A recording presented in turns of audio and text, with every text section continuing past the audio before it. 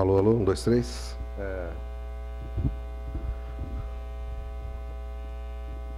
Bom, boa tarde, gente, e bem-vindos a mais um evento do ciclo de palestras do IESP-UERJ. Na palestra de hoje, a gente vai ter o nosso convidado e grande amigo, professor Carlos Pincusfeld Bastos, que é professor da Economia da UFRJ, do Departamento de Economia, do Instituto de Economia, na verdade, e da pós-graduação. Não, mas vocês têm 3 lá, né? Você...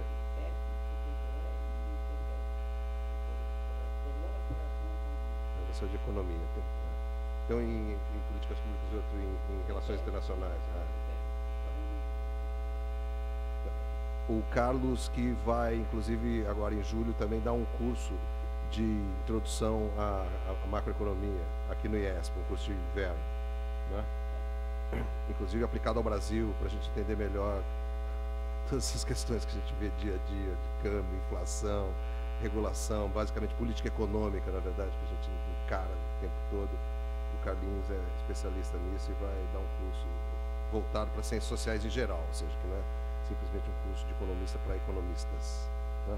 E hoje ele vai fazer uma apresentação para a gente chamada Aspectos Macroeconômicos da Questão da Previdência, que é um dos debates mais candentes, se não o mais candente, na agenda pública brasileira, tirando, obviamente, né, a destituição do presidente, que eu acho que ultrapassa. Tem a ver, não, tem a ver também, claro.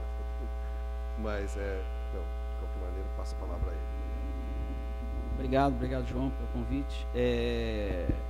Bom, prazer estar aqui com vocês. Essa palestra de hoje vai ser talvez um pouco diferente do que todo mundo está acostumado a falar sobre previdência, porque eu vou explicar, eu vou tentar dar uma visão, digamos, da previdência segundo diferentes fundamentações teóricas, que é mais ou menos, eu vou ficar fazendo bastante propaganda no meu curso, que a gente quer justamente mostrar nesse curso que, no fundo, diferentes visões teóricas fundamentam diferentes soluções e diferentes análises para problemas específicos usuais da economia, tá? Então, espero, tenho certeza, ser um pouquinho diferente, talvez até que vocês esperam, um pouco diferente do que normalmente é o debate, mas eu espero trazer alguma luz aqui para a gente. Depois, acho que tem um tempinho para a gente abrir para perguntas e tal, se for o caso, se for alguma coisa obscura. Esse trabalho, na verdade, eu tenho um texto mais simples assim de divulgação que saiu naquele site Brasil Debate e tal, e tem esse paper nosso, meu e do Bruno, que na verdade é uma ampliação daquele meu trabalho, e que deve sair numa revista. Agora, inclusive eu falei para o João que eu ia botar no site, mas eu não coloquei justamente porque eu fiquei meio com medo da revista, os caras falaram, não põe, porque está antes de publicar, mas eu fiz bobeira, que eu devia ter posto texto para discussão. Então, eu devo botar para texto para discussão do IE, e aí eu mando para vocês aqui o link do texto para discussão, se for o caso, se estiverem interessados, tá? Bom, então é esse texto. Então, basicamente, aqui a gente acho que tem 2 nexos, que eu chamo de 2 nexos desse debate atual, tá? O primeiro, que é um trocadilho com um filme que era famoso na minha época, um filme de um alemão chamado Johnny. O problema de você ficar velho é que as piadas não fell flat. E é engraçado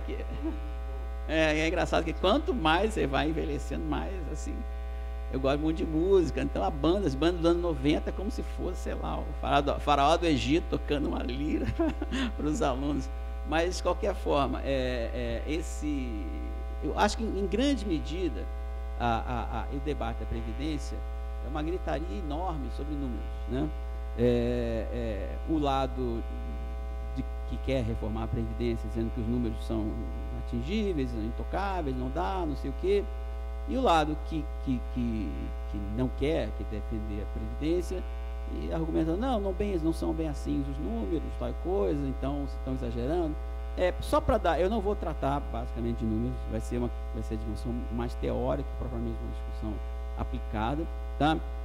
Mas tem três confusões com números. Uma é uma que se chamava má intenção, não sei o que é exatamente, mas é o seguinte, é o que você considera como receita da Previdência, tá? A receita da Previdência, no Brasil, por lei, ela inclui a contribuição para a Previdência dos trabalhadores, certo? E também dos empregadores, e outras receitas, tá?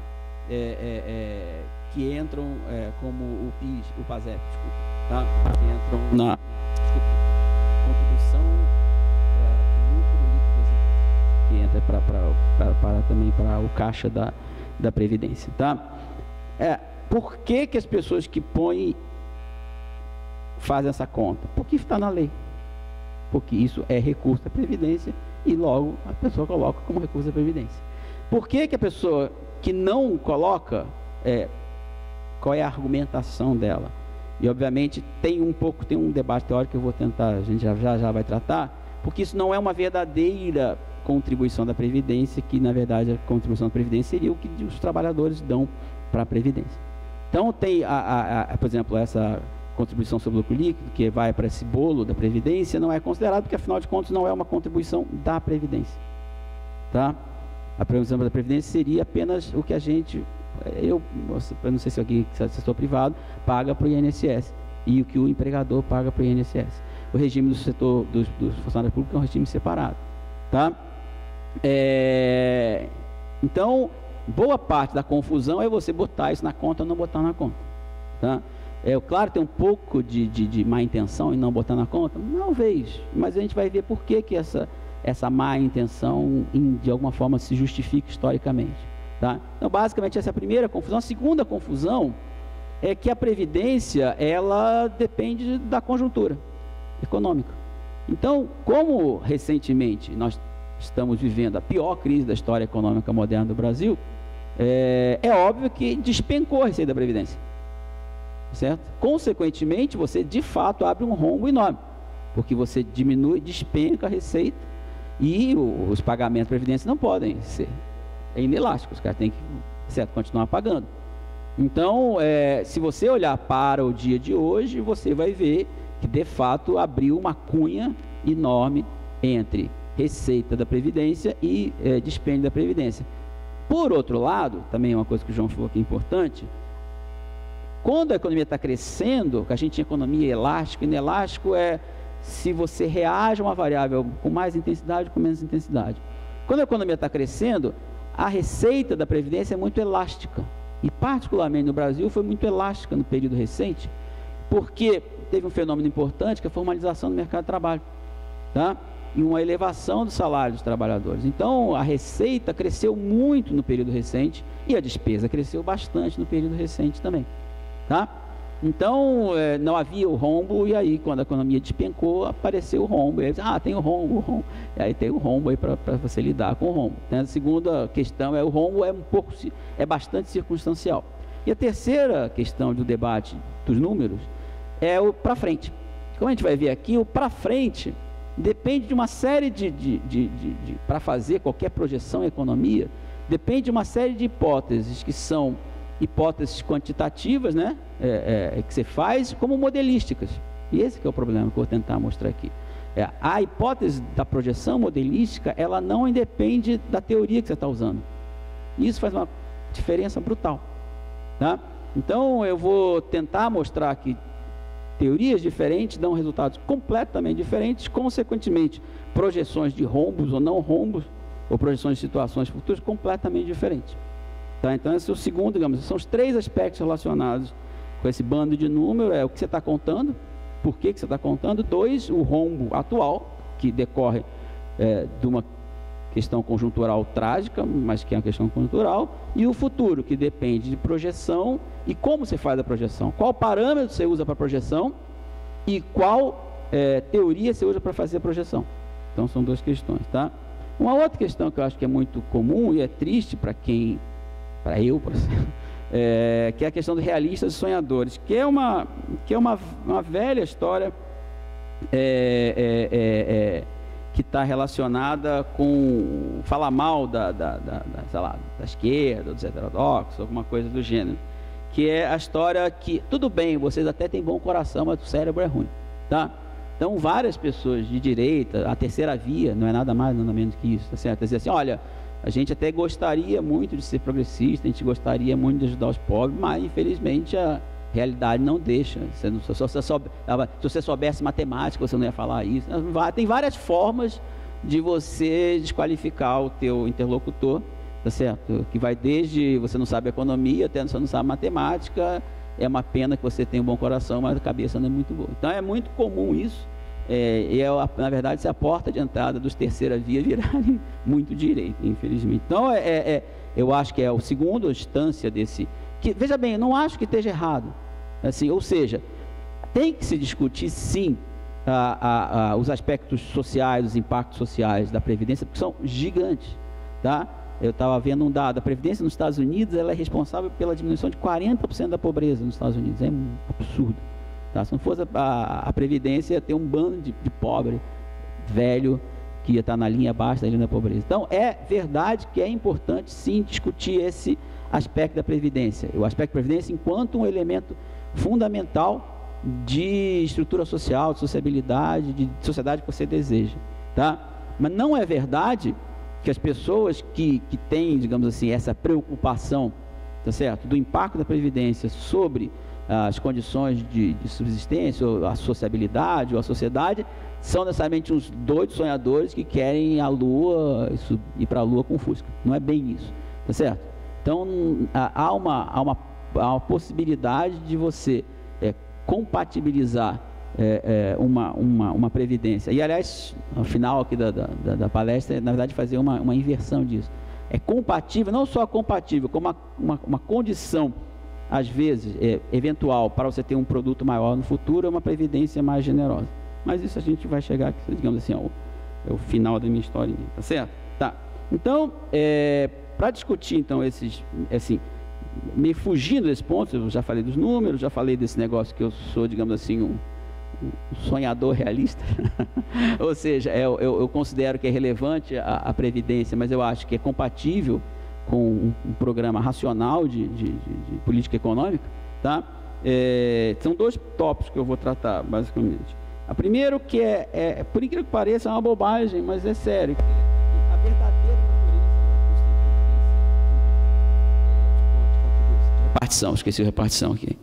Isso é um problema grave, eu vou tentar explicar por que está faltando a palavra, repartição. Tá? Por que isso ocorreu, historicamente, por que fez uma enorme confusão, é uma história bizarra de... Aliás, eu quando fui preparar o PowerPoint, não sabia se eu dizia burguesia ou classe dominante, mas quando eu estava aqui quando eu vinha para o lugar de ciência política, eu falei, caramba, eu já não sei o que eu faço. Aí botei classe dominante mas é ignorância se você quiser passar qualquer coisa que seja quem manda, e não os trabalhadores. Então, isso foi um curiosíssimo acordo entre quem manda e trabalhadores, e os dois falando uma bobagem, por razões políticas, e até hoje a gente paga isso, essa incompreensão do sistema de previdência. Basicamente, o que a gente vai tentar mostrar aqui é que o sistema de previdência, como já será colocado no próximo slide, é um sistema simplesmente de receber dinheiro para um lado e passar para o outro. Tá? É um sistema, como diria o Abalerna, que já vou mostrar a foto dele aqui, que é o nosso guru lá do nosso grupo de economia política da UFRJ, é um sistema socialista de cobrar imposto e passar para os outros, tá? De distribuir dinheiro. Tá? Tudo bem, de transferência. O segundo ponto é que, uma vez compreendido o que de fato é o sistema de previdência, que é o sistema de repartição, o sistema público de previdência, tá? Repartição que engloba todo mundo e com dinheiro para o Estado. Uma vez compreendendo isso, como eu falei aqui, existem diferentes abordagens macroeconômicas, tá? Que vão dar diferentes resultados e perspectivas desse sistema, tá? E que diferentes políticas darão possibilidades de sustentabilidade ou não desse sistema no futuro. E aqui essa frasinha da Lateral Approach, que vai ser... essa frase é digamos, do principal economista da corrente econômica que eu sigo, é um economista italiano chamado Peranzo Garagnani, e ele era muito assim, obsessivo nessas ideias. Quase sempre ele começava as palestras em Derato Approach, porque é mais ou menos o que vai ser o curso. Assim, tem dois jeitos de ver economia, basicamente, teoria marginalista e teorias heterodoxas, tal, que você pode a demanda efetiva que a gente vai usar hoje, teoria Kalekiana ou keynesiana, e isso dá tudo ao contrário. Por incrível que pareça, é tudo de cabeça para baixo. Os economistas brigam não só porque eles são de direita, esquerda, um gosta de pobre, outro não gosta, é porque eles realmente pensam diferente. E assim, o importante é entender o que eles estão pensando diferente, é o que eu vou tentar fazer no curso, tá? Entender que eles pensam diferente, entender que os sistemas funcionam muito diferentes, e a partir de vocês pensam diferente e o sistema funciona diferente, o resultado das políticas econômicas são totalmente diferentes, tá? Esse é um ponto importante, que é a segunda parte da minha apresentação aqui. Bom, antes de entrar na coisa, eu vou mostrar esse quadro.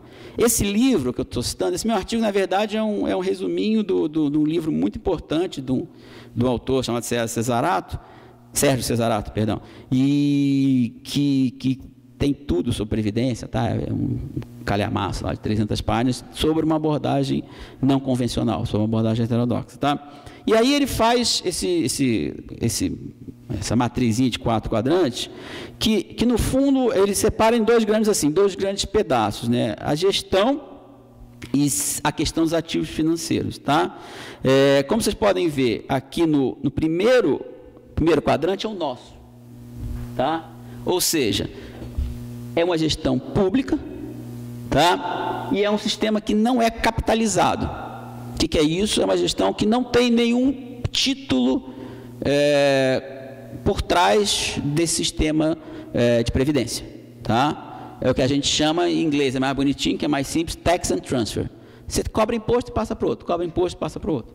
É o sistema de repartição, tá? Aqui no quadrante oposto, tá certo? É o totalmente, digamos, é o privatizado totalmente. São fundos de pensão, tá? Que são geridos por empresas privadas e tem ativos na carteira dele. Aí você põe ações e, obviamente, se é do setor privado, tem que ser do setor privado. Ações, debêntures, CDB, qualquer título, tá certo, que você vai comprar, esse título vai dar uma rentabilidade para você e vai se capitalizar no tempo. Então, você tem um título, aí parece com o seguro. Realmente, eu estou comprando um título, tem essa capitalização privada que a gente tem. Algumas pessoas aí têm. Eu tenho uma pequena capitalização privada, tá? Você vai comprando e o Banco do Brasil compra títulos que são a contrapartida para isso, tá? Então, essas são as duas, digamos, os dois quadrantes, que são os quadrantes opostos, né? Polares. Aqui no meio, você tem esses fundos de pensão privados, são parcialmente capitalizados. Eu aposto que o meu fundo de pensão tem um título do governo. Certeza. Tá certo? Não tem todos os títulos federais, todos os títulos são privados. E esses são estranhos porque tem uma gestão pública com poucos, alguns títulos privados. Você pode colocar, se você quiser botar os fundos das empresas estatais, elas certamente tem alguma coisa disso, tá? No Brasil não tem, mas você podia ter um fundo público que botasse um título privado na carteira. Tem umas coisas esdrúxulas no mundo, por exemplo, nos Estados Unidos, o sistema é todo público, mas capitalizado com o título do governo americano. Então, os Estados Unidos têm no fluxo de receita e despesa, eles têm um superávit, e eles fazem uma capitalização virtual. Porque não faz sentido, entendeu?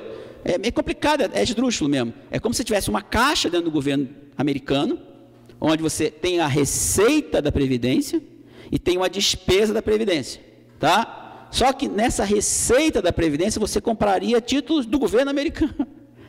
E aí, à medida que você fosse gastar, você pegaria o título do governo americano e venderia para o governo americano.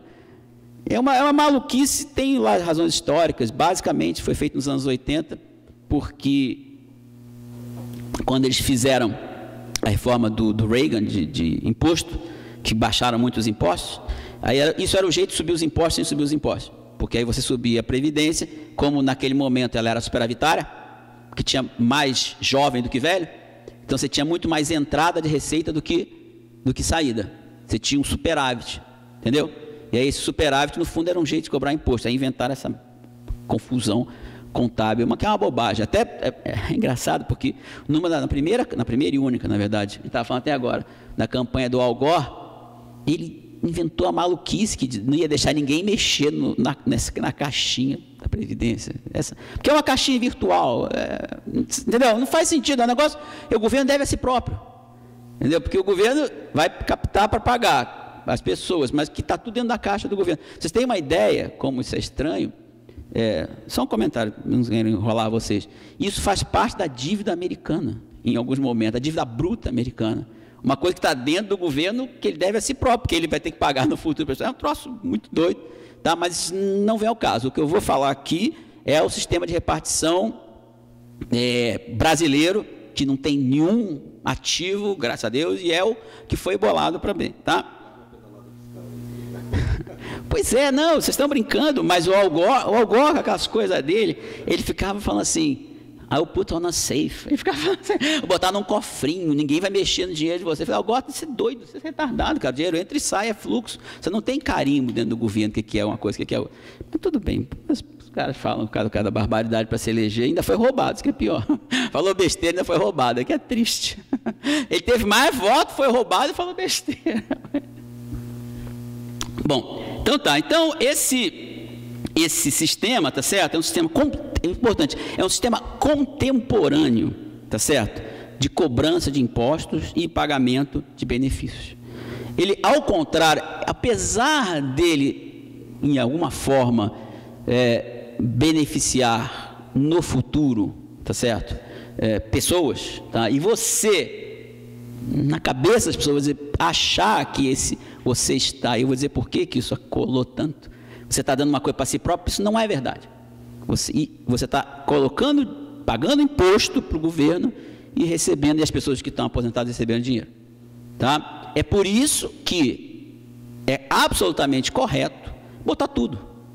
Porque não interessa se vem da contribuição sobre o lucro líquido das empresas, ou se veio do meu dinheiro que eu peguei no INSS, ou se veio do imposto de renda, dane-se, é um caixa do governo que entra no dinheiro que sai. Então, na verdade, a previdência do sistema de repartição, ela é um sistema de tax and transfer. Cobra imposto e transfere para outras pessoas. E é importante dizer isso porque eu tinha preparado esse PowerPoint, comecei a preparar ele na sexta, no sábado, e sábado à noite os alunos já falaram, professor, você ouviu aquele Gregório do Vivier tinha feito um negocinho, não sei se vocês viram na internet, sobre carga tributária. Não sei, tem gente já vi isso no Facebook, tal coisa. E aí ele começa falando mal do governo, dizendo assim, não, porque se você 1º de junho, você vai, até hoje você trabalhou para o governo, porque daqui para frente, segundo tem uma conta dele, que são 152 dias que a pessoa trabalha para o governo, e os outros 200 e poucos você... O problema desse tipo de argumento é que, obviamente, você não desconta a carga tributária líquida e a carga tributária bruta. A carga tributária bruta é, obviamente, tudo que o governo arrecada. Eu não sei exatamente como ele fez essa conta, ele deve ter feito essa conta pela contribuição do trabalhador. Por quê? Porque a carga tributária brasileira é 35%, 33% do PIB. Tá? Ou seja, se você for fazer no agregado, o que os brasileiros no agregado pagam, na verdade, são 4 meses, que é 1/3. Mas tudo bem, ele botou 6 meses, porque alguém deve ter feito alguma conta. Eu pago mais 33%, porque eu pago já no top da minha coisa, tá certo? E eu pago algumas outras coisas, sei lá, PTU, pago, mas a minha família, sei lá, negócio de carro não é da minha mulher, mas paga lá o IPVA, e toda vez que você vai comprar qualquer coisa, você paga imposto sobre circulação de mercadoria, IPI. Então, provavelmente, eu pago mais de 33%. Devo ser um cara desse que trabalho para o governo 6 meses. Deve ser, na verdade, eu trabalho 12 meses, porque eu sou funcionário público. Mas nesse sentido, assim, de o que eu deixo para o governo, principalmente está nessa faixa, tá? Mas tudo bem, seja 3 meses, ou seja 6 meses, é errado. Por quê? Porque a carga tributária líquida do Brasil, ela é relativamente baixa. A carga tributária bruta do Brasil, ela é maior do que a maioria dos países da América Latina, mas a carga tributária líquida do Brasil é menor do que a maioria dos países da América Latina, porque o Brasil tem 2 coisas que ele transfere muito, que é justamente a previdência e os juros. Qual é a diferença disso? Uma diferença é, o governo pega o dinheiro, e gasto. Eu estou tirando da sociedade, estou gastando. Obviamente que o meu gasto Você pode dizer, mas volta para a sociedade, que é a universidade, a saúde, tá bom, mas o exército, sei lá, qualquer coisa, justiça, mas eu estou gastando, tá certo? Eu estou tomando a decisão de gasto. É diferente da previdência ou dos juros. Eu estou tirando da sociedade e devolvendo para a sociedade. O que o cara que ganha na previdência vai fazer, o problema é dele. Então, em termos líquidos, a sociedade não está devendo, não está tirando dinheiro nenhum. Por exemplo, dá um exemplo. Suponha que a Previdência chegue a 90% do PIB, uma carga tributária, e a Previdência seja 80% desse total. Quanto a sociedade vai ter tirado dos seus recursos? 10%. Porque eu estou tirando 90% e estou devolvendo 80%. O que tem de complicado, que a gente vai ver aqui, é justamente a distribuição de quem eu tiro e de quem eu passo. Por exemplo, por isso todo mundo fica bravo com o negócio de juros. Os juros eu tiro de quem é mais pobre e passo para quem é mais rico. Mas não fica para o governo. O juro fica para o governo? Não. O juro fica para a sociedade. Quem está ganhando juros são eu. Se eu tenho um título de capitalização, eu estou ganhando juros. Se eu tenho um CDB, eu estou ganhando juros. Todo mundo que tem qualquer dinheiro no banco e ganha qualquer remuneração, que seja uma conta remunerada que te pague 80% de Selic, você está ganhando dinheiro de juros do governo. Tá certo? Ou seja, o sistema de tax and transfer, ele é um sistema que tira de um e dá para outro, mas ele não fica com o governo. Então é mentira que o cara está trabalhando 6 meses. Muito menos que isso. Ele pode estar trabalhando 6 meses, mas ele não pode dizer, os brasileiros estão, porque alguns brasileiros estão trabalhando 0. É um aposentado, quantos meses que ele está trabalhando? Nenhum, ele está ganhando todos os meses. Tá certo? Então tem que ficar claro que esse sistema, ele é um sistema de repartição de um fundo de recursos e que não é um seguro individual. Ele não é um seguro individual. Tá certo? Ele não é algo que você está contribuindo para depois receber. Esse fato que a gente vai ver, primeiro a gente vai ver um lado teórico, depois vai ver uma coisa política, tá certo? Como vocês sabem, isso foi feito começou na Alemanha, depois a gente vai falar um pouquinho sobre o negócio do Bismarck, mas basicamente, um teórico muito importante, chamado Samuelson, ele bolou um jeito de transformar o que não é o seguro no seguro, que ele chama da ficção do seguro. Basicamente, a ideia do Samuelson ele fez uma formalização de um modelo, tá? Sem entrar muito em detalhes. Por que isso é importante? Por que a teoria neoclássica, certo? Que é a teoria mais comum. O que é a taxa de juros? Na teoria neoclássica, a taxa de juros é a recompensa por você adiar o seu consumo. Entendeu? Então você poupa uma coisa porque você, no futuro, é a taxa de retorno pela sua abstinência. Tá certo? É isso. Por incrível que pareça. É o custo da sua abstinência. Tem um livro enorme de um cara que escreveu, aquele que é meio filósofo, Janete, não sei o quê, para dizer isso. Eu escrevi uma folhinha, é o custo da abstinência, mas tudo bem. Consequentemente, como é que ele ia imitar esse custo da abstinência numa coisa que não tem abstinência nenhuma, você está simplesmente pagando para uma pessoa que hoje está recebendo o que você está pagando. Você não está pagando para você daqui a 25 anos. Você está pagando para um cara hoje. Ela é no tempo, ela é um corte transversal no tempo, e não uma transferência intertemporal. Tá? E aí ele fez essa coisa, você está dando bens figurativamente para o futuro, e ele está dizendo que a taxa de retorno porque a taxa de retorno de você abrir mão de um bem é a taxa de juros. Tá? Você capitaliza, você faz uma poupança. Quanto você vai ganhar no futuro você está poupando hoje, capitalizado pelos juros até o futuro.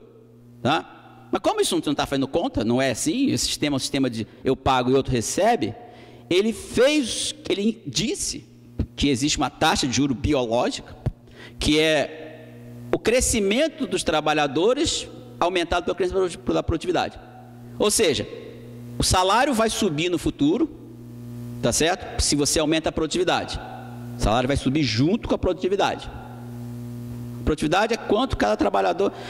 definição de produtividade é produção per capita, tá? Então, quanto mais produtivo você mais o teu salário pode subir. Tá, um cara faz Venham ao meu curso.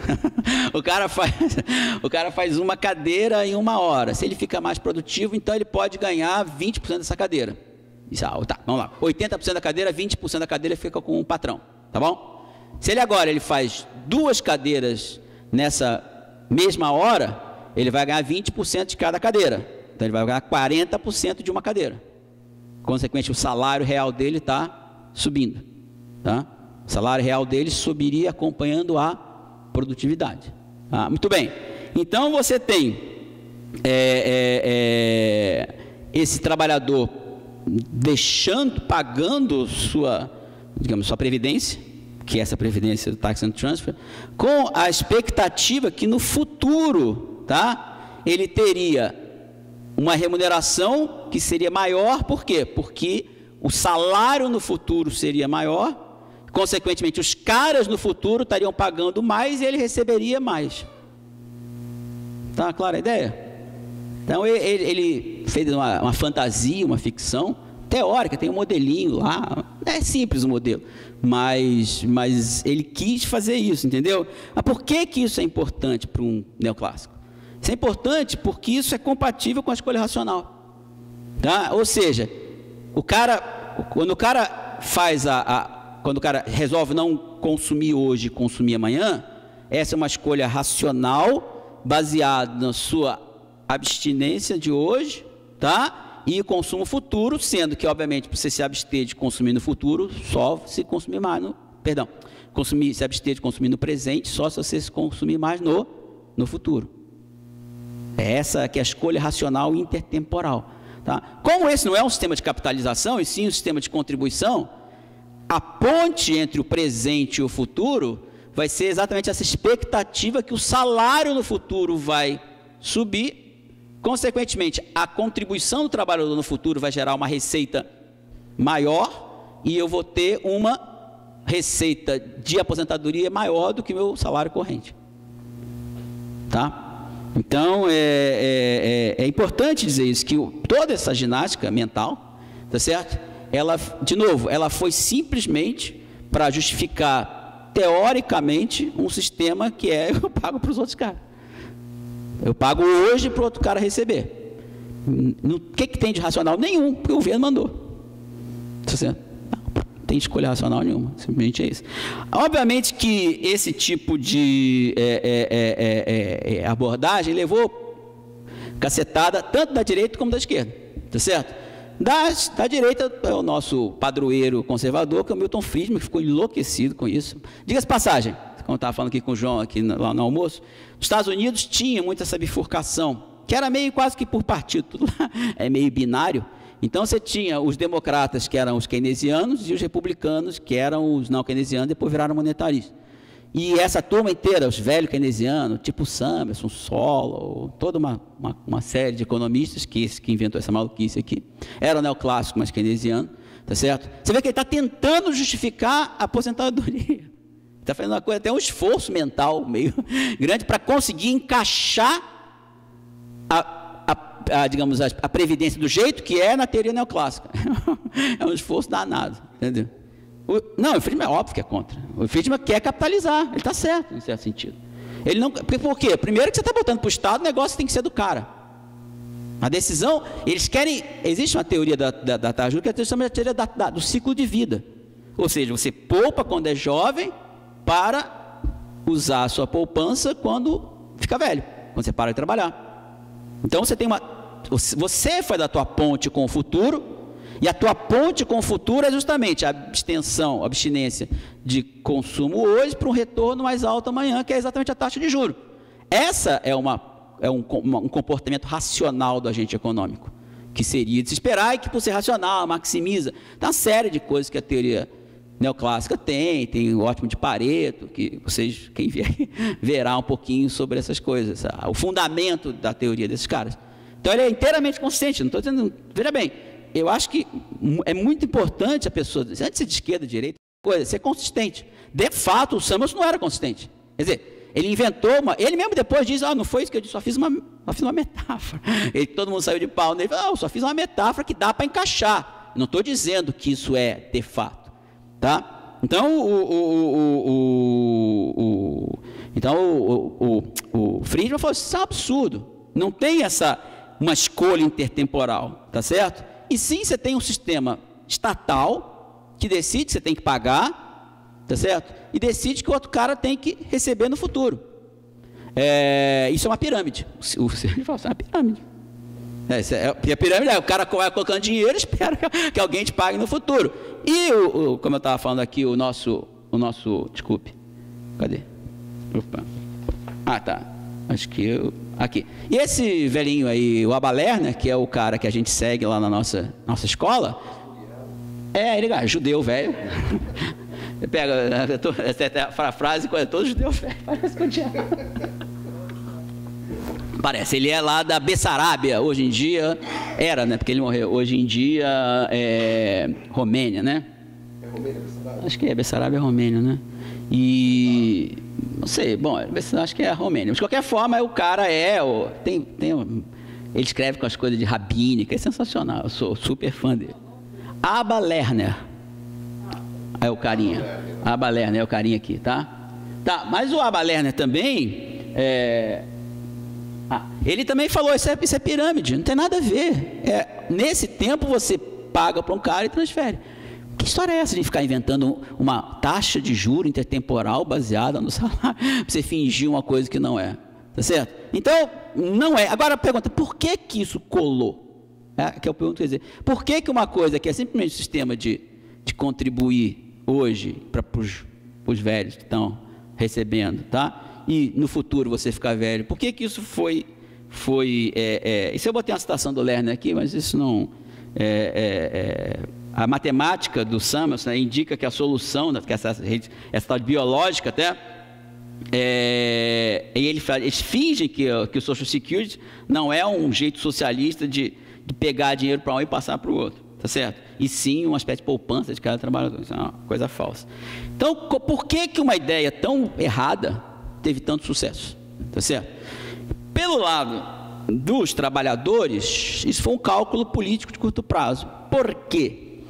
Porque eles aceitaram o conceito do insurance fiction, tá certo? Porque eles achavam que se você fizesse uma contribuição que tivesse conectada, um benefício que tivesse conectado a uma contribuição, isso era uma forma de você amarrar o benefício. Então assim, eu não estou pagando um imposto, eu estou pagando um negócio para a Social Security ou para a Previdência Social. Consequentemente, eu vou receber esse dinheiro no futuro. Você faz uma amarração, digamos assim, específica, exatamente, você se protege da política, exatamente. Assim, se eu botar na carga tributária, o cara vai botar isso para fazer estrada, o cara vai fazer, se está lá na história do cofrinho do agora, se está na minha caixinha, então os caras vão me pagar, o que obviamente, haja visto que no Brasil é um cálculo político problemático, é problemático por dois sentidos. Problemático porque não protege porcaria nenhuma, a política vence, a política wins, tá certo? E por outro lado, quando você abre essa porta da ficção, do insurance, você abre vários problemas, como por exemplo, a previdência está quebrada. Quando estar quebrado, quer dizer o seguinte, você não tem recursos para cobrir algum tipo de despesa, tá certo?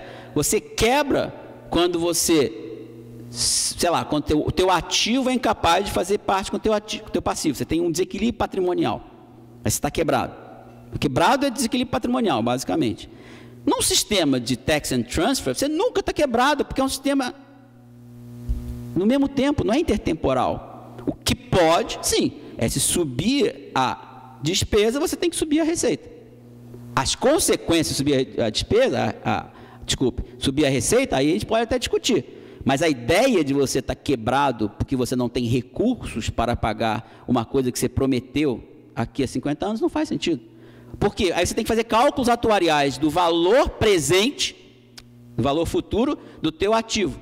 Então, assim, se você vai ter 50 aposentados daqui a 20 anos, você tem que ter um certo estoque de ativos, capitalizar isso daqui até a 20 anos, para que dê uma certa receita no futuro. Isso é um cálculo atuarial de acumulação de ativos. Isso é um cálculo que eu posso fazer com a minha previdência privada. O cara me apresenta para lá, ó, se você vai em qualquer gerente de banco, se você botar não sei o que, tanto dinheiro aqui, daqui a não sei quantos anos, você vai ter a coisa, o cara põe uma taxa de retorno e vai dizer quanto eu vou poder tirar. E aí, por exemplo, se por acaso, o que aconteceu com a Varig, por exemplo, a Varig estava quebrada. Você sabe da Fundo da Previdência da Varig, eles botavam em ativos, tem até um hotel Tambaú ali em Natal, que era da Varig, era um ativo da Varig, e aí se o ativo perde o valor, a Varig simplesmente deixou vários dos seus pilotos sem previdência, porque o ativo não existe, aí estava quebrado. É completamente diferente de um sistema onde entra o caixa e sai o caixa, entra o caixa e sai o caixa. Então esse foi, digamos, o erro dos trabalhadores foi aceitar a ficção como uma coisa boa para eles, porque seria uma blindagem política, mas não blinda muito não. A gente já viu agora que a história recente que não blinda. E aqui, como eu falei para vocês, o caso 2, é que eu botei aqui classe dominante por falta de nome melhor, tá certo? Seria exatamente incutir nos trabalhadores essa ideia, que você só teria o benefício, tá certo? Se você tivesse uma contribuição prévia, tá certo? Você não quer reconhecer como um direito do trabalhador genérico a ter uma velhice decente, que tem que ser provida pelo Estado, porque sim. Porque eu acho que o mundo deve ser assim, entendeu? Não é isso. É assim, você contribuiu, então você tem um benefício. Se você não contribuiu, você não tem um benefício. Que é exatamente o inverso da seguridade como um bem social, como um bem universal. E o Keynes, que é esperto pra caramba, de burro não tem nada, mas é muito malandro no mau sentido, porque ele é muito conservador, tá certo? Ele sabia que estava errado, tá? E ele sabia que tinha que fazer isso justamente para não dar muito mole para os trabalhadores. Tá? Você está sabendo que você está contribuindo com isso para ter o negócio futuro. Se você deixar de contribuir, assim, o cara vai deixar de contribuir, porque sabe que o Estado vai quebrar o galho dele mesmo, então deixa para lá. Então, o jeito, digamos assim, de colocar uma redinha curta nos trabalhadores, manter essa ficção que ele sabia que não tinha nenhuma base lógica, nenhuma base econômica. Na melhor das hipóteses, como o Samuel tentou fazer, faz uma metáfora de uma taxa de futura e vamos em frente e leva a pau de todo mundo, que não faz sentido do ponto de vista formal. Tá? O terceiro lado aqui, que eu botei, que a exceção confirma a regra, que é o Bismarck. Tá certo? O Bismarck, ele queria dizer que era um trust, tax and transfer, porque era uma coisa... Aí era o contrário, era político. Ele queria que o Estado alemão fosse um Estado magnânimo, tá certo? Que tratasse bem seus cidadãos, não exatamente por nenhuma bondade, porque ele queria fazer guerra. Então, digamos, um Estado do bem-estar com objetivos militares, tá certo? E ele não aceitava que houvesse o argumento que aquilo era um seguro. Ele falou, não, isso não é um seguro. Isso é um benefício, é uma benesse, alguma coisa que quer dizer, coisa que o Estado dá para os seus cidadãos, os seus trabalhadores, tá certo? Porque esse é um Estado que, afinal de contas, cuida dos seus membros, dos seus participantes, tá? Então, essa é o equívoco teórico do que não é um seguro, é simplesmente um tax and transfer. É justificado por um equívoco político, tá certo? No sentido de você os trabalhadores tentarem garantir aquilo, fazer um forte, e os dominantes capitalistas dizem, não, vocês estão pagando isso, mas para o futuro, vocês estão pagando isso aqui, né? Não é do imposto, não, estou dando nenhuma colher de chá, vocês estão hard earning, né? Você mereceu e está recebendo no futuro. Então, obviamente, como eu falei, o problema de você mentir, mais cedo ou mais tarde que a mentira te pega, tá certo? E hoje em dia os trabalhadores do mundo inteiro estão com problemas, porque aí você faz esse negócio, vai estourar, você não tem funding, não sei o quê, e na verdade estão se atacando o sistema de previdência no mundo inteiro. Passou recentemente uma reforma que é muito dura, inclusive na Alemanha, tal. Então não é uma coisa. Então esse é o problema. Bom, meu segundo ponto, então, daqui é o que eu chamo da macroeconomia das pensões, que eu vou tentar mostrar uma ideia genérica. Isso é uma forma muito simples, tá certo? Que é autoexplicativa, que eu Eu posso depois fazer alguma coisa, depois eu vou botar a formulinha ali. Ou seja, tem que levar, né? Tá, tudo bem.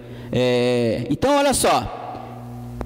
O valor da aposentadoria média per capita multiplicado pelo número de aposentados, tá certo?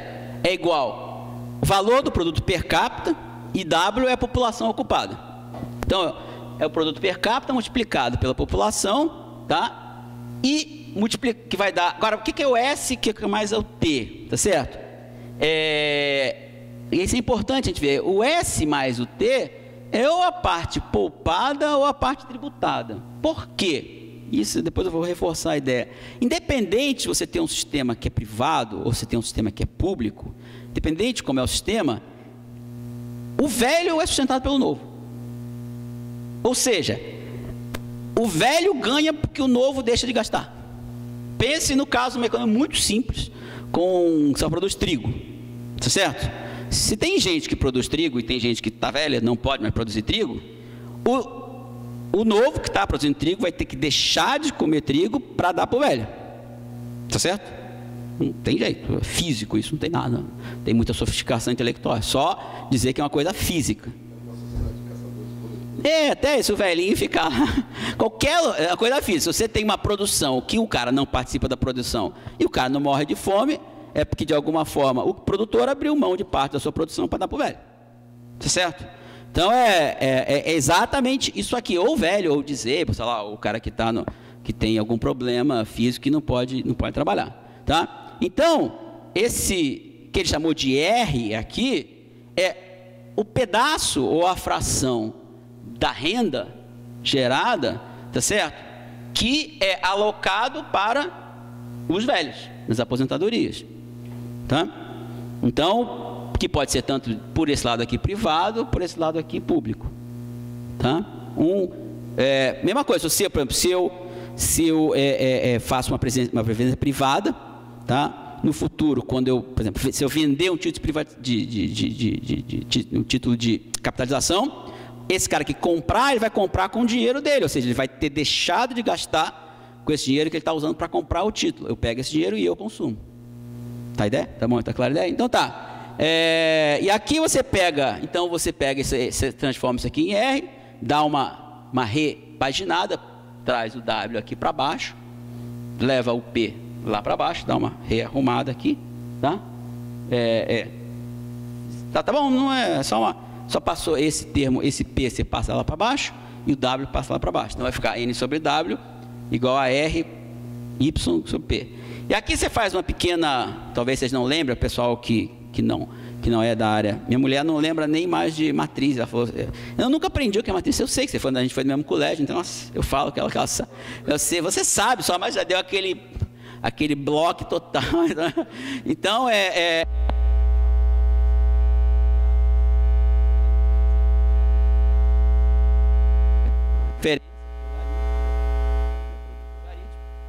e aí você entra, não sei se bloquearam, mas tá lá, em algum momento tá lá, bem no fundo lá da cabeça de vocês, tá?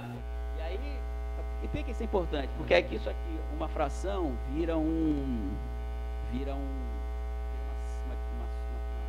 diferença, tá? E aí você entra com a derivada e aí talvez vocês não tenham visto, a derivada do logaritmo é a taxa de variação. Ou seja, eu transformo uma equação em nível numa equação em taxa, tá? É uma pequena operação matemática, mas para transformar a equação em nível em equação em taxa. Ou seja, o nível, ou seja, o número de aposentados dividido pelo número de pessoas ativas, tá certo? É igual ao que você separa do produto para dar para os aposentados, multiplicado pelo produto per capita e pelo custo da aposentadoria, pelo valor da aposentadoria. Aí você faz isso, por que é importante isso? Importante porque você tem uma equação dinâmica que quer dizer N menos W maior que zero. Quer dizer que a taxa de crescimento do número de aposentados é maior que a taxa de crescimento do número de pessoas que estão entrando. Que é exatamente o problema que as pessoas aludem. Ou seja, no tempo, com o envelhecimento de uma população, o crescimento dos velhos é maior que o crescimento das crianças. Pega um caso radical, Japão.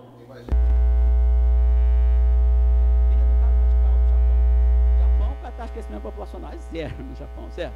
E dos velhos, ficam velhos lá. Então, tem um bando de velho ficando aposentado e ninguém entrando no mercado de trabalho. Tá? É o caso mais dramático. Tá? Pois é, em tese, exatamente, isso é uma questão. Em tese, isso aqui, em algum momento, isso aqui chega num equilíbrio, a não ser que as pessoas passem a viver 200 anos. Mas assim, mas em tese, isso aqui pode chegar a zero. Tende a equilíbrio. Se a taxa de crescimento for zero e a taxa de entrada das pessoas... Porque, óbvio, você vai ter que ter uma situação onde a taxa... O número de pessoas que passa de 65 anos seja igual ao número de pessoas que morrem. Então, o número de crescimento aposentado é zero, né? Você está entrando, todo ano entram 10. Os caras... É como se fosse um fluxo contínuo, está entendendo? Se o cara entra zero na entrada, quase, ninguém, mas 1%. Uma população, Então, entra gente aqui, nascendo, que depois daqui a 20 anos vai entrar no mercado de trabalho, que vai daqui a 25 anos se aposentar, que vai dar não sei quanto tempo morrer. Então, você tem uma espécie de trenzinho, né? Isso é um outro, gente, é um estado de equilíbrio, tá certo? De fluxo de gente entrando no mercado de trabalho, gente entrando na aposentadoria, gente entrando... Então, neste caso, obviamente que esse é o caso resolvido, por assim dizer, tá? Todas essas discussões, porque aí obviamente que nesse caso, você vai ter tudo estacionário aqui, tá? Você vai ter tudo estacionário, vai ter... Toda essa discussão sobre previdência, na verdade, é uma discussão sobre transição, tá? Como é que você vai chegar no outro estágio por causa da mudança da pirâmide populacional, tá? Na verdade, quando chega, por exemplo, nos Estados Unidos, que não tem praticamente esse problema, que nos Estados Unidos a carga tributária é muito baixa, ridiculamente baixa, eles têm uma conta que o novo equilíbrio, esse equilíbrio aí de entrada dos jovens, entrada no velho e morte das pessoas, vai aumentar 2% a carga tributária e resolve a vida dele. Entendeu? Então é muito pequenininho. O Brasil aparentemente vai ser feito um pouco diferente, tá? Mas então qual é a solução? Quais são as soluções que a gente tem para isso aqui? Eu acho que eu estou meio excedendo o tempo. Vou ver se eu acabo. Então, a solução primeira, que é a solução que o Brasil quer fazer, tá certo? Que é mexer no N, tá? Que é você diminui o número de aposentados fazendo o quê? Atrasando o tempo que eles entram na entrada, tá?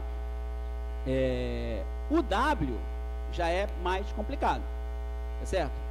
O W, obviamente, que seria bom para diminuir essa coisa se as pessoas entrassem mais cedo no mercado de trabalho, mas não é isso que a tendência está colocando. Só que esse W é uma variável que, ao mesmo tempo, depende da questão demográfica, ou seja, o nascimento das pessoas entrarem no mercado de trabalho, como depende também da demanda efetiva, ou seja, do nível de atividade da economia. A variável que a gente tem em economia é população e idade ativa, PIA, tá certo? E a população economicamente ativa, que é a PEA. Então, se você tem perspectiva de arrumar emprego, você está na PEA. Então, eu sempre falo, qual é a pergunta da pesquisa de desemprego? A pergunta da pesquisa de desemprego é dizer assim, você tem emprego? Você trabalhou nas últimas 3 semanas? Sabe? Aí você diz não. Tá? Aí você pergunta o seguinte, você procurou emprego? Se você responde não, você não é desempregado. Porque você está fora da população economicamente ativa, você caiu fora da população economicamente ativa. Se você não está procurando emprego, como é que você pode ser um desempregado? Você pode ser um vagabundo, você pode ser filho de papai, sei lá, qualquer coisa, mas você não é um desempregado.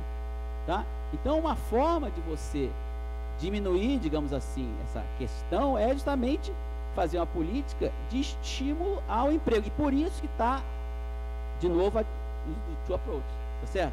Porque na teoria marginalista, na teoria marginalista, a economia tende ao pleno emprego, por razões que vocês verão. Você tem uma elasticidade de salário, enquanto o salário puder cair, você vai aumentando o emprego. Tá. Certamente. Não, esse pejotismo cai entre nós, pelo que o pessoal fala, não sou especialista, mas é o fim da previdência. Eu tenho vários amigos que são que trabalham, a Denise é muito minha amiga, a gente divide o curso lá da Iniciativa, faz muito palestra, coisa. ela fala que com o negócio do mercado de trabalho nem precisa mais levar em consideração a previdência, já está quebrada mesmo. Não, eles não vão entrar, é mais complicado que isso, tá certo? Com esse negócio do pejotismo, a pessoa ela não vai pagar, porque tem um sistema que você ficar nos primeiros, sei lá, 6 meses, você não precisa pagar. E você vai ter uma terceirização permanente. Você vai uma firma de terceirização, faz como se o cara fosse emprego só naquele período que você não precisa descontar, a firma quebra, o cara abre outra firma terceirizada. Ou seja, não só o pejotismo como a terceirização vai ter um problema gravíssimo de receita. Gravíssimo. Então realmente é possível que entre pelo cano esse negócio. Nem precisa. Aí é matemática, é só questão de picaretagem mesmo, tá? Então bom, aqui, esse outro termo aqui é o R, tá certo? Esse R que é o que é importante. O R, como vocês viram, era a soma do S e do T, tá certo? Ou seja, é importante ver isso. Qualquer que seja o sistema, você precisa tirar, se tem mais gente aposentada, você precisa tirar mais de quem está trabalhando. Então, não é verdade, isso não é errado, isso não é fato. Então, não é verdade que um sistema privado vai diminuir um sacrifício eventual em relação ao sistema público. É absolutamente igual. Vai ter que tirar exatamente a mesma coisa. Se você quiser sustentar o velho no mesmo padrão. Suponha o Rzinho aqui, suponha que o T seja 0. Tá? O sistema seja todo privado. Tá? Para um certo benefício, para um certo Y e W, esse S vai ter que ser o que vai cobrir o benefício e o número de aposentados. Agora, suponha que o S seja 0 e o T. Para um número igual aqui, será que os dois vão ser exatamente iguais? Não interessa se é privado ou se é público. Tá certo? Se você quiser manter um nível de aposentadoria, você vai ter que ter a mesma retirada dos ativos, seja através de um ato de poupança, seja através de tributação, para dar para os inativos. Independente se é privado, é relevante. Tá? O que, como eu falei, o pessoal fica dando ataque, é porque ao fazer isso, essa é uma decisão racional, intertemporal, do agente representativo de abrir mão porque está fazendo no futuro. O T é uma decisão política. Tá? Não é uma questão do ponto de vista do sacrifício do jovem no futuro, não é relevante.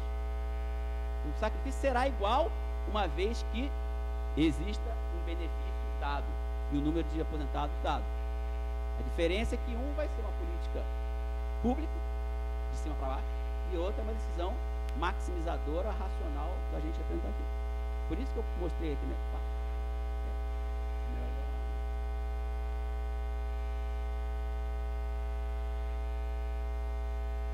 Bom, vamos para outra variável agora. Essa variável é mais complicada ainda, tá certo? Que é o Y, tá certo?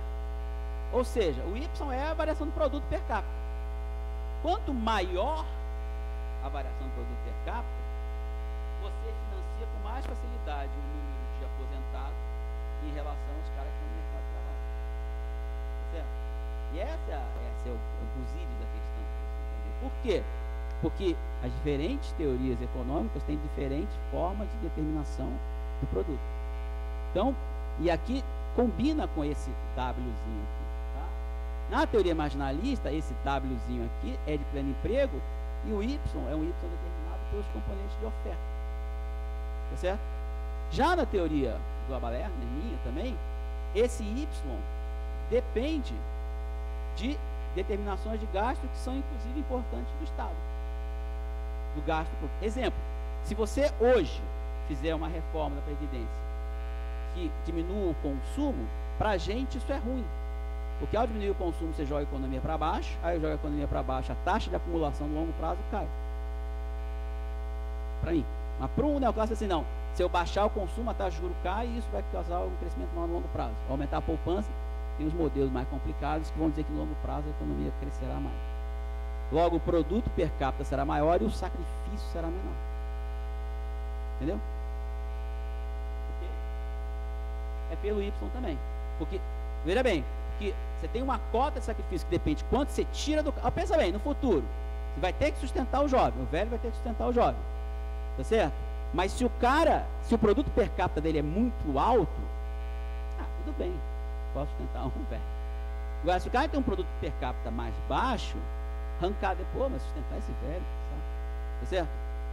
Então, o fato do produto per capita ser maior faz com que essa taxa, esse índice de sacrifício, que vai ser, digamos assim, uma proporção maior ou menor da renda do cara. E por isso causa... Ainda tem outros argumentos, você pode dizer, suponha, por exemplo, pela teoria convencional, que o cara, no sacrifício nada, não vou sacrificar coisa nenhuma, dá para o velho e não poupa. Então você pode causar um problema para a acumulação de capital. Se você tem uma teoria que diz que a economia tende ao pleno emprego, tá certo? A plena capacidade e é tudo determinado exogenamente, aí de fato você tem que fazer jeitos do produto crescer mais, o jeito de fazer o produto crescer mais, reformas radicais de previdência. E é um bom argumento. Por que só um país no mundo fez uma reforma radical de previdência? Então, as reformas que a gente está propondo são todas, olhando aqui pela formulinha, é aqui, tá? É aqui. É o benefício. Aqui é o que eu chamo, aqui é fator previdenciário, né? Aqui é atrasar a aposentadoria.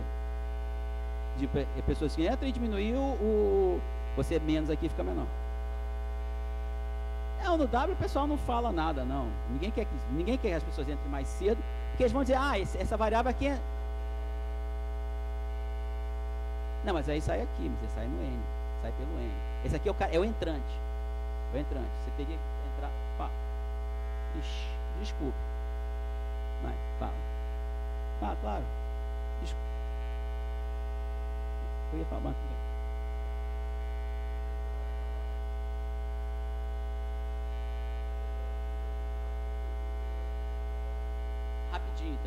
Rapidinho, eu juro que eu vou fazer rápido aqui, tá? Então tá, fator previdenciário, já falei aqui. E aqui eu estava falando sobre a questão, por exemplo, da transição, tá certo? Por que o único país que fez a transição foi o Chile, tá certo? Porque o problema quando você faz a transição, só o Chile privatizou a Previdência. Para a capitalização, exatamente. O Chile fez isso. Porque você tem um problema chamado transição, tá certo? Quando você tem a transição, se você sai do governo, o governo deixa de ter recurso, mas não deixa de ter despesa, porque a não ser que você mate todos os aposentados, tá certo? Consequentemente, o governo tem que bancar isso de alguma forma. É impossível bancar isso. Em outros países, o Chile foi porque eles deram um cacete, eles têm o cobre estatal, entendeu? O Chile é muito engraçado, porque é o lugar que a Margaret Thatcher foi, beijou a mão do Pinochet, o Friedman foi, beijou a mão do Pinochet, mas nunca privatizaram o cobre. Liberaram até a página 2. É que se ele não tivesse privatizado o cobre, e a estatal, a Codelco até hoje é estatal, ele não ia ter a receita para poder fazer a reforma da Previdência. Entendeu? Porque a reforma da Previdência precisa desse dinheiro para fazer a chamada transição. A chamada transição é um problema, por isso que nenhum país faz reforma da Previdência. Que ele teria que arrumar, ele teria que aumentar, ou ele matava os velhos, que é meio fora de, socialmente, talvez seria difícil, tá certo? Aliás, eu tenho que olhar bem, watch out, né? Tipo, foi passar as coisas, depois resolve acabar comigo. Ou ele tinha que fazer um troço desse, tá certo? Ou ele tinha que aumentar o imposto para cobrir mais o dinheiro que ele não consegue mais arrecadar via contribuição da Previdência. Então, essa é uma situação muito complicada para eles, tá? Para acabar, então, só para dizer isso, se você tem um sistema de previdência, transição eu já falei, tá? Se você tem um sistema que é mais generoso, certo?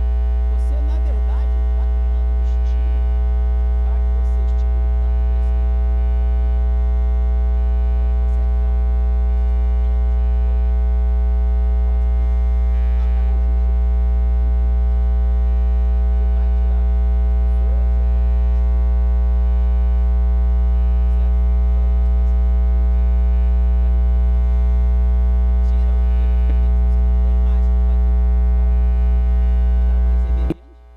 tem que criar um emprego elevado no futuro, vai ter menos gente mesmo, os caras vão demorar para aposentar. Então você pode fazer uma espécie de tudo ao contrário, entendeu? Tudo piorar, tá? Outra coisa importante é fazer a transição, tá? Isso aqui é um fator interessante, que as pessoas costumam olhar só para o velho, mas quando você tem muito velho, você tem menos criança. Criança é caro também, quem é pai sabe quão caro é esse negócio, certo? Para a sociedade, criança é caro também. Escola, creche. Então, na verdade, você tem, por um lado da despesa, tem uma espécie eu cito nesse meu paper do FMI, mostrando que às vezes é pleasant, isso é uma brincadeira com um artigo clássico em economia, mas que tem uma aritmética que é até favorável, se você fizer das coisas, tá? E eu vou só acabar com esse negócio, por que eu acho que, além dessas coisas que eu falei com você, de manter o trabalhador na rédea curta, dizer, olha, se você não pagar, não recebe, há um medo que você vai ter que taxar lucro e taxar riqueza para pagar no futuro, eventualmente, subida da Previdência. Como é um bolo, simplesmente eu vou taxar dividendos e lucros e isso vai me servir para sustentar os futuros velhos. Então, para não correr esse risco, eu diminuo o que os velhos recebem ou atraso a aposentadoria deles. Porque se você pensar como aposentadoria como um sistema de tax and transfer, de um bolo de dinheiro que sai, um bolo de dinheiro que entra e um bolo de dinheiro que sai, então o jeito que o dinheiro entra é uma decisão política. Tá? Bom, acho que tá bom, depois a gente pode conversar sobre outras coisas.